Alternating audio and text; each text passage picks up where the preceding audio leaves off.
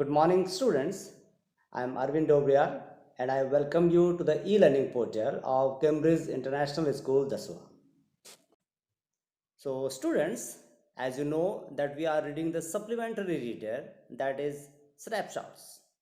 So, the play that we are reading is Mother's Day, written by J.B. Priestley. So, today we will read the remaining part of the play. Before reading further, let's have a quick recap of what we have read in part 2.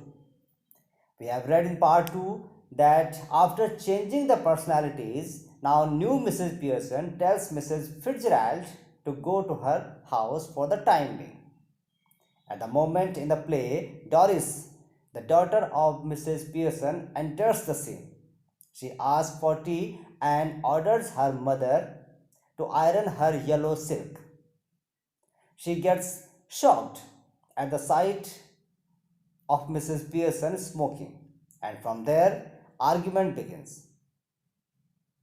Mrs. Pearson insults Charlie Spence, the guy with whom Doris is about to go out. Doris leaves crying, and then Cyril, her brother, enters. He asked for tea and something to eat. He too is amazed at having come home to see that there is nothing to eat and no tea to drink. Upon asking if anything is wrong, Mrs. Pearson tells him that she has never felt better. Cyril gets annoyed and Doris joins him. After some time, they are told by Mrs. Pearson that she might take the weekend off. Then George Pearson, the husband of Mrs. Pearson, enters the scene. He is shocked to see Doris crying. Doris tells her father to wait and watch. After some time, George is shocked to see that his wife was drinking in the daytime. So, after having a quick recap, let's read page number 44. As Mrs. Pearson raised her glass to sip her stout, George gets even more shocked. Mrs. Pearson lets him know that he is all right. Still amazed, he asks the reason behind her day drinking. Mrs. Pearson, still maintaining her calm, replies by saying that she is drinking it because she wants to drink. She counter questions and asks him what is the problem with drinking during the day. George explains that he is so shocked because Mrs. Pearson has never been seen day drinking. She tells that there is nothing to be shocked about. In contempt, he tells Mrs. Pearson that he does not like the idea of her drinking at this hour. Responding to his reaction, she says that it could be nice change for him. George didn't understand what she was trying to say. Then Mrs. Pearson says that it has been a long time since she amazed him. He tells her that he does not like surprises, and this is something Mrs. Pearson should also understand. He then changed the topic by telling her that he forgot to tell her about the special snooker match. He also tells her that he won't like any tea in the afternoon. Mrs. Pearson tells that there is no tea ready, so it's fine. Shocked at her reply, George asks Mrs. Pearson what she says. Mrs. Pearson replies and says that it has turned out to be well because he didn't need any tea. Mrs. Pearson expresses her bafflement at the fact that George is angry that the tea he did not actually want is not made. She suggests that he should try this behavior at the club sometime.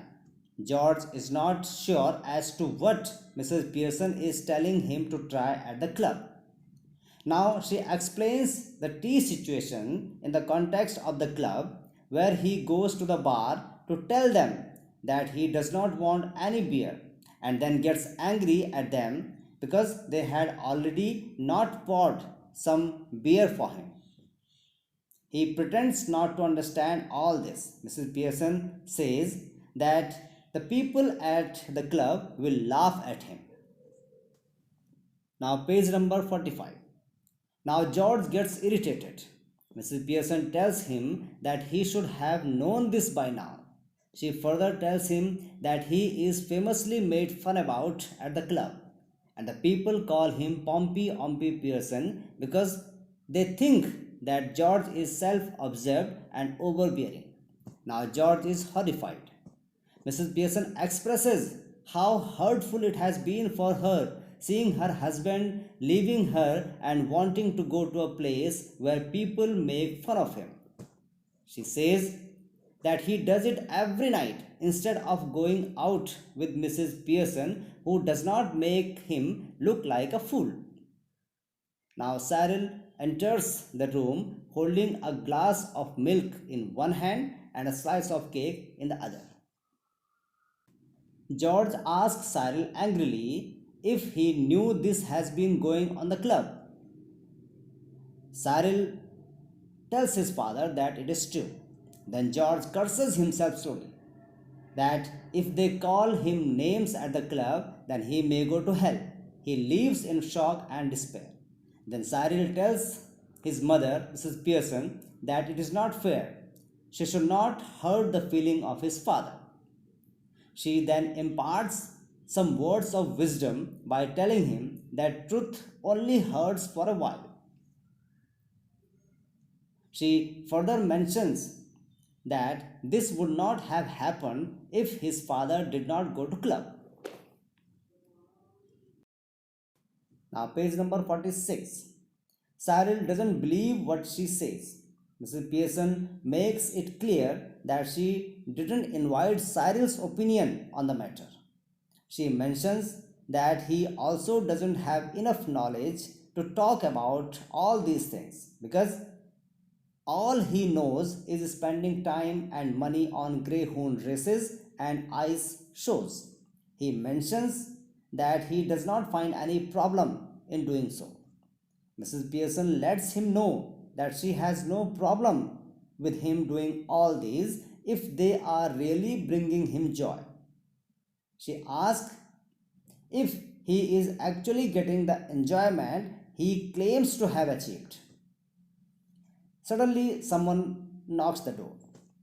Thinking that someone must have visited him, Cyril goes to check the door and comes back after a while that Mrs. Fitzgerald has come to see Mrs. Pearson. He does not regard her respectfully. Mrs. Pearson very clearly replies that she indeed wants to meet Mrs. Fitzgerald and tells him to treat her with respect. Hesitatingly, Mrs. Fitzgerald enters and asks if all is going well. Cyril instantly disagrees.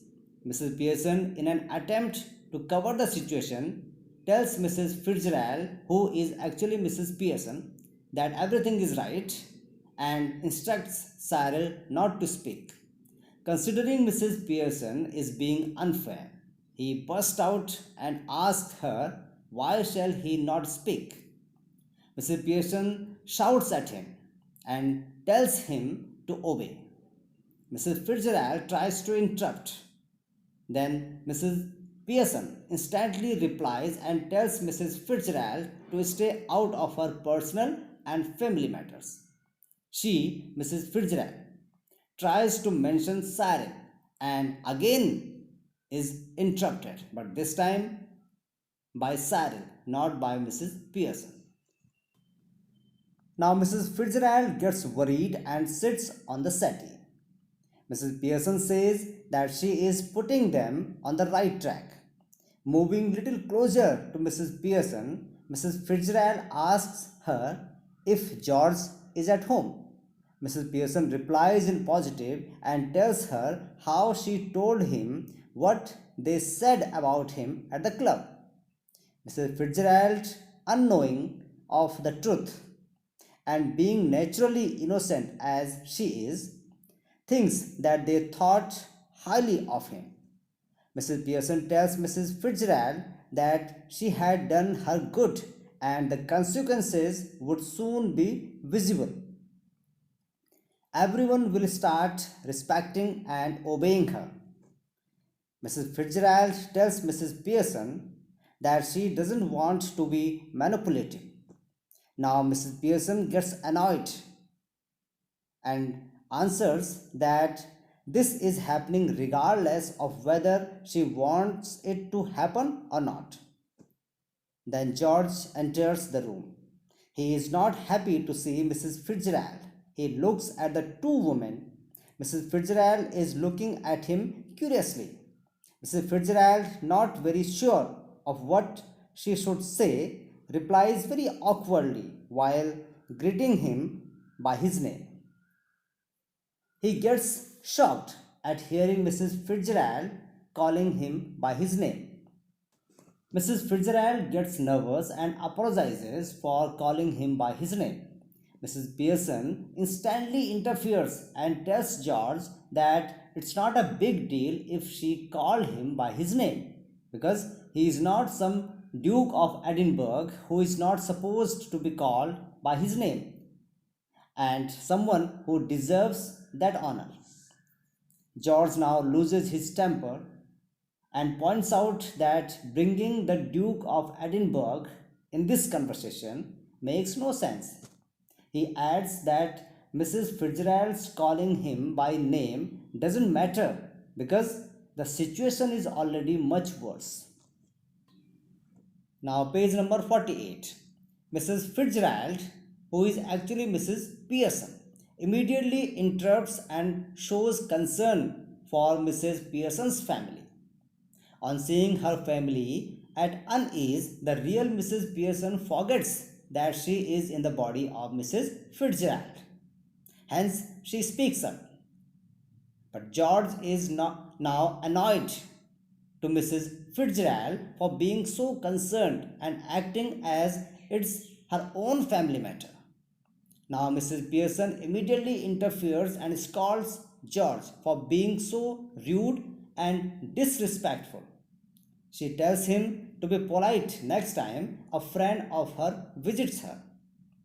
Now, Mrs. Fitzgerald is all awkward in this situation and tells Mrs. Pearson that she doesn't have any problem with George's behavior. George is totally confused. Mrs. Pearson replies it in a taunting way and asks George to go to the club for that special night. He must not disappoint his friends. George asks her to proceed and not mind his presence while laughing at him in front of the neighbors. In the process, he loses his cool and starts shouting about Doris crying, then asks her what's wrong with her. Mrs. Pearson springs up and reacts immediately. She warns him that if he ever uses this tone and such voice with her, she will slap his big fat face. Mrs. Fitzgerald tries to calm down Mrs. Pearson, and in the process, she accidentally calls her Mrs. Fitzgerald. Now, George is startled by this and says that it is him who is not in his senses, or Mrs. Fitzgerald or Mrs. Pearson, because they too have been acting very weirdly. He does not understand why she called her Mrs. Fitzgerald. He is of the opinion that it would make more sense if she would stop Mrs. Pearson. Now, page number 49. Now, Mrs. Pearson gets heated up and challenges George to repeat his word. George is intimidated and accepts. Then Doris enters slowly from the left side. She is sad. She is wearing the wrap. Mrs. Pearson is sitting on the settee. As Doris enters with her pale face, Mrs. Fitzgerald greets her very politely because she is actually her mother. Though a terrible state of mind, she greets her back. Mrs. Fitzgerald, again forgetting who she is actually now, asked Doris about her plan with Charlie Spence. Doris, who is already annoyed, replies in an irritated tone and asks Mrs. Fitzgerald why she is so bothered about her plans. Mrs. Pearson stops Doris from behaving that way. Mrs. Fitzgerald again tells her that Doris's behavior is fine. Mrs. Pearson tells Mrs. Fitzgerald that Doris's behavior is something that can't be tolerated. Doris is shocked at her response and looks at her father. Her father, having lost all hopes about Mrs. Pearson, tells Doris that he even can't make the situation better. He has given up. Mrs. Pearson orders Doris to reply Mrs. Fitzgerald properly. Then Doris replies to Mrs. Fitzgerald that she has cancelled the plans she had with Charlie Spence. Mrs. Fitzgerald shows concern and asks the reason. Now Doris is getting angry again. Doris tells her how her mother has been behaving all day. She says that Mrs. Pearson has been finding ways to make her feel bad about Charlie. Mrs. Fitzgerald now turns a bit bold when she decides to take a stand against Mrs. Pearson. Now she bluntly tells Mrs. Pearson to stay out of her family matter and manage her own. George asks Mrs. Pearson if she is going to behave the same way with Mrs. Fitzgerald as well. Mrs. Pearson immediately replies to George and tells him that his friend must be waiting for him at the club. She warns Doris not to cry again. Now, page number 50. Mrs. Fitzgerald finally decides to take a stand and tells George and Doris to leave them alone for some time so that they can talk in private. And in this process, she was again about to call her wrongly, but somehow she handles the situation. She gives them assurance that she can only handle the situation. George comments that he is relieved to hear that at least someone can handle the situation because he knows that he cannot do this. Both of them leave the scene and the actual Mrs. Pearson moves towards Mrs. Fitzgerald. She tells her to switch their bodies back. Mrs. Pearson asks the reason. Now Mrs. Fitzgerald tells Mrs. Pearson that things have gone way beyond her imagination. Now her family is in trouble. Thus, she wants them to change back to their original selves. As she moves and sits the other side of the table, she tells Mrs. Fitzgerald it would be better for them to have this drama for a bit longer. She tells her that a lot of progress has already been made and a little more efforts would do the wonders. But Mrs. Fitzgerald stays on her opinion and wants to switch back. Mrs. Fitzgerald, actually Mrs. Pearson, is very eager to undo the trick, and this stretches her arm in order to hold hands with Mrs. Pearson, and Mrs. Pearson also stretches her hands forward.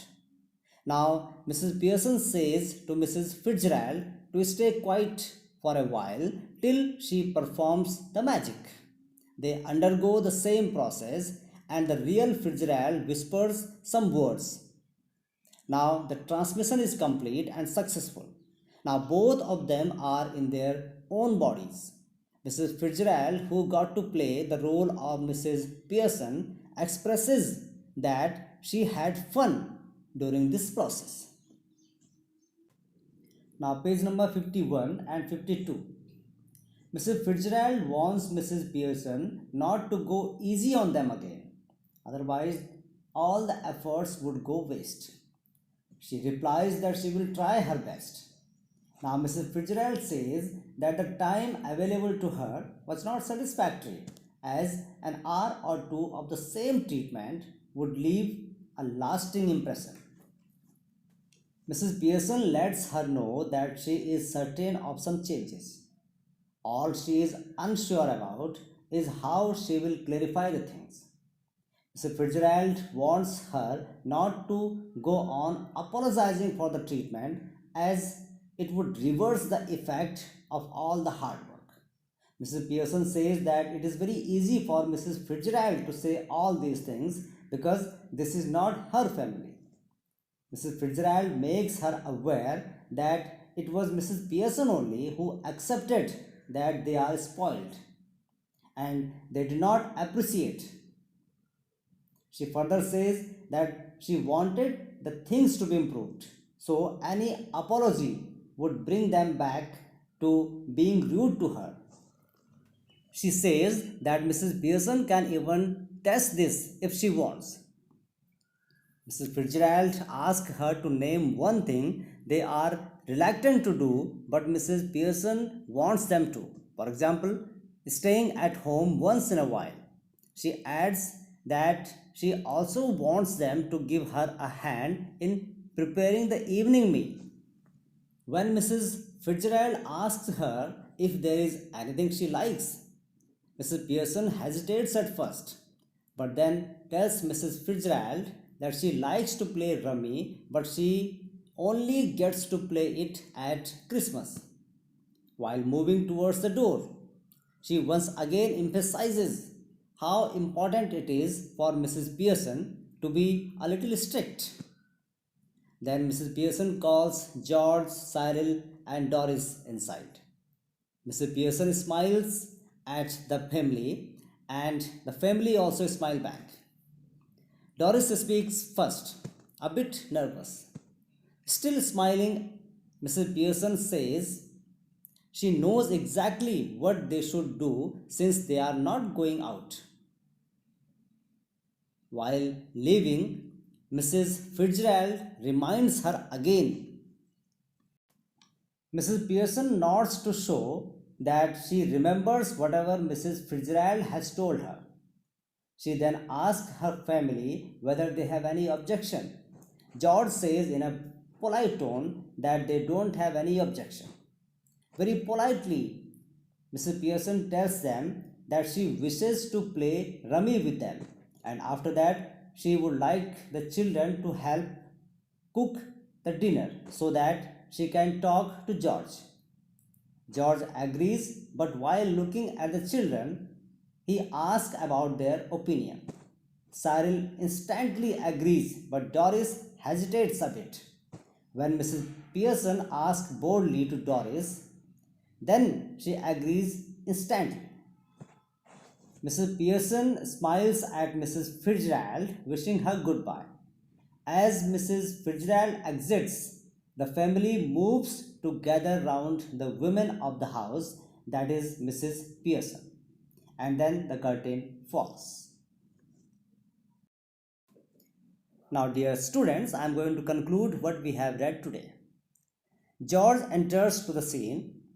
He is shocked to see his wife drinking during the day. He announces that he has some special match at the club and that he won't require tea this afternoon. On being told there is no tea ready, he gets annoyed again. Mrs. Pearson mocks him for getting annoyed at not getting something that he actually didn't want. She tells him about the names they call him at the club. She further taunts him that this would not have happened if he had stayed at home. After a while, Mrs. Fitzgerald enters. She interferes in their family matters. George gets annoyed when Mrs. Fitzgerald calls him by his name. Then Doris enters the scene. She too is not happy to see Mrs. Fitzgerald. Mrs. Pearson brings her back on track. At this point, Mrs. Fitzgerald, who is actually Mrs. Pearson, loses her cool and asks the family members to excuse them for a while. She promises them that she knows how to make the situation better. Mrs. Fitzgerald asks Mrs. Pearson to switch their bodies back. They repeated the same process and now they both are in their own bodies. Now, the real Fitzgerald explains how important it is for Mrs. Pearson to be a bit dominating to get respect. Then the family enters, and Mr. Pearson suggests that they should play rummy, and the kids make supper. Everyone agrees, and they are a bit relieved too. Mrs. Fitzgerald exits, and the play ends. Now, on the basis of you understanding the chapter, I have selected some questions for you. Try to answer these questions by yourself only.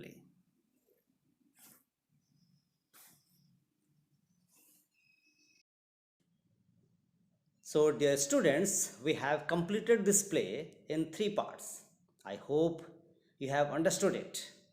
The message that we got through this play is that we must respect our mother because she takes care of us. She suffers a lot but just tries to make us happy and cheerful.